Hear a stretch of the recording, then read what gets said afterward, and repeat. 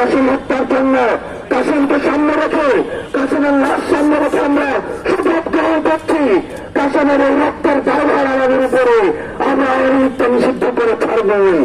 July August বিপ্লবের একজন সৈনিক জীবিত থাকবে, আওয়ামী ফ্যাসিবাদের কবর না দেওয়ার আগ পর্যন্ত আমরা ঘরে ফিরে যাব না। আওয়ামী লীগ বাংলাদেশে যদি কোনো অপ্রীতিকর ঘটনা ঘটাবার চেষ্টা করে, আমাদের শরীরের শেষ রক্তবিন্দু দিয়ে হলেও আমরা এই আওয়ামী লীগের বিরুদ্ধে লড়ে যাব। এই আওয়ামী লীগকে আমরা আর ফিরতে দেব না। আমরা আরো দাবি জানাতে চাই, বাংলাদেশের এই খুনের ঘটনাগুলো যার নির্দেশে সংঘটিত হয়েছে, আজকে জাতিসংঘের রিপোর্ট আপনারা পেয়েছেন, সেখানে স্পষ্টভাবে এসেছে ওই খুনি শেখ হাসিনা নির্দেশ দিয়ে বাংলাদেশে গণহত্যা চাপিয়ে দিয়েছিল, মানবতা বিরোধী অপরাধ সংগঠিত করেছিল। আবার ঘরে দিকে মাথা ঘোরানোর কি আছে? ভারতেই থাকুক আর যেখানেই থাকুক,